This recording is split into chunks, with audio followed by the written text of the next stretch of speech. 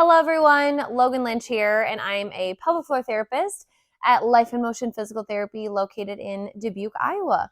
I wanted to chat with you today and just give a little bit more background about myself and what made me decide to be a pelvic floor therapist, because this is a question that I often get, especially with what I do. A lot of people I'm treating things that people don't talk about or people are ashamed of. And so to have that as my career where I'm doing this and assessing these things every day, sometimes it's a little like, why did you want to do this kind of thing? And I love sharing that. So that's what I want to give to you today and just talk through, what brought me here and where we're headed, right? What we're going to do with this career.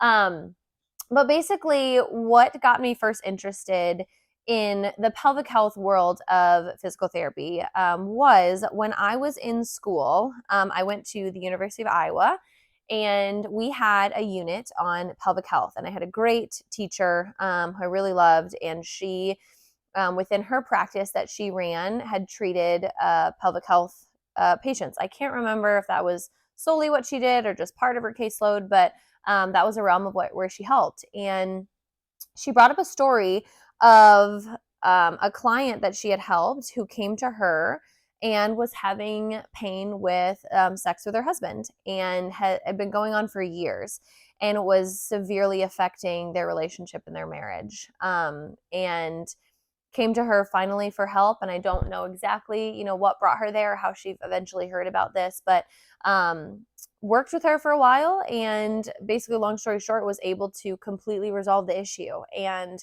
she was able to be intimate with her partner. And, in the patient's words, because she wrote her a letter expressing her gratitude, saved her marriage.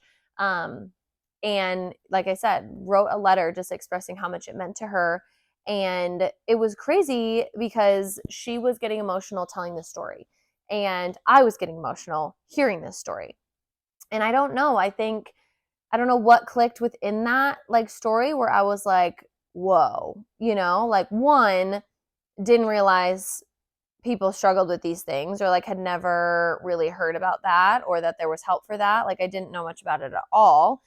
And two, I am someone who I enjoy, for some things, I enjoy talking about things that are taboo, and bringing up topics and addressing things that are not supposed to be talked about, or it's not professional, or it's not just within our culture to bring it up and talk about it. For example, I and I still enjoy it now, but I was in a phase of really being into money mindset and learning about money and talking about money, and gave a talk within my community and a nonprofit just about embracing that, and embracing not being afraid to talk about money, to want to earn more money, want to be wealthy and live a life, with this money, that live the life that you want to, and be able to do all these things, and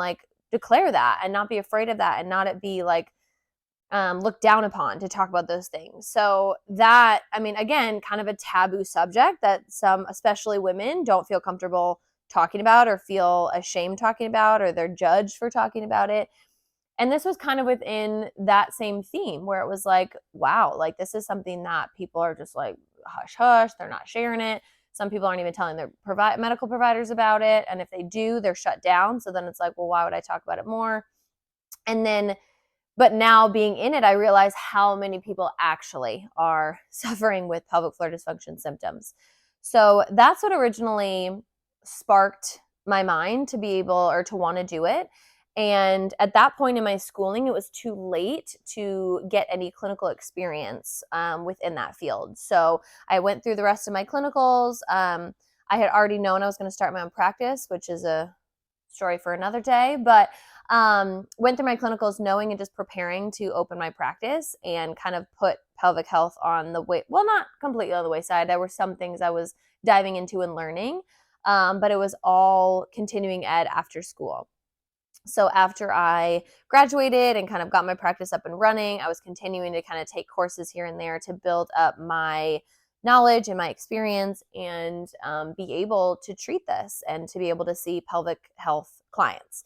So then about a year and a half after I started my practice was when I felt confident enough to start taking my first pelvic health clients.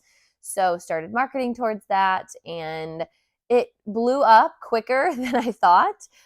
Definitely my caseload transitioned to pretty much 100% pelvic health within a matter of a few months, which was so cool and so exciting. But I think it just shows, as soon as I started talking about it, how it caught on and how people were talking about it and sending people my way. Just because they knew me personally, even if they hadn't, a lot of people were sending people my way just from knowing me and trusting me, not necessarily seeing me in that capacity, but which is great and just acknowledges the word of mouth, the importance of word of mouth. But yeah, and then ever since then, I feel like there's been a piece that's been fulfilled a little bit more. The first year and a half of my practice, I enjoyed it, but there was something missing because I knew I wanted to do pelvic health. And it has been awesome treating it and being able to make this more of a norm in conversation, and making it more natural to talk about, and making people feel comfortable and safe talking about it and not ashamed and not judged, and um, being able to just provide that space for them to talk about it. So um, that is, yeah, what originally kind of sparked my interest in pelvic health and kind of how it evolved to where I am now, where again, still like 100% pelvic health. I'll have occasional clients here and there that are more general, low back pain, hip pain, knee pain, that sort of thing. But it's been cool to mesh the orthopedic world with pelvic health world, which I think is so important. And what makes a great pelvic floor therapist is not forgetting everything else that's going on in the body, because it's not just about the pelvic floor muscles, which is what a lot of people get caught up in and leads to not as great of care, just a lower quality of care, or not resolving the true root cause issue, or resorting to Kegels or devices or things like that when there's a lot more going on. And I've taken courses that really marry those concepts, and I feel like that's what's really helped me get great results for my clients. And it's helped just gain traction around where I'm at, and spread that word of mouth. So yeah, I mean, short, quick story for you, but I just wanted to share more about what brought me into this world, where my passion for this comes from. And I'm excited for that to evolve as I transition through life, as I have my own kids and go through pregnancy and postpartum myself. But if you have seen my page before, or you've just heard more about pelvic health, you know that it's not just a mom problem. It's not just pregnancy, postpartum. People, men and women, can have pelvic floor dysfunction at any stages of their life. So, but just in that capacity, I am really passionate about that pregnancy and postpartum time frame, and helping prevent things and rehab things. So I'm excited to see how my passion for this evolves, and just the knowledge that I have going into it, and how that helps me in my own journey, as well as gives me a new perspective, so that I can continue to better relate to my clients and understand what they're feeling, what they're going through. And yes, I can absolutely treat them now, even without having gone through that experience myself. But just that, next level of relatability, to be able to talk through those things, and again, just see how it evolves within my own life. So thank you for being here. Follow along for more content from me in terms of exercise, fitness, pelvic health, rehab, physical therapy, all of the above. And if there's anything else you want to learn about me, or want me to cover on my page, go ahead and leave it in the comments. Thank you for being here, and I'll talk to you soon.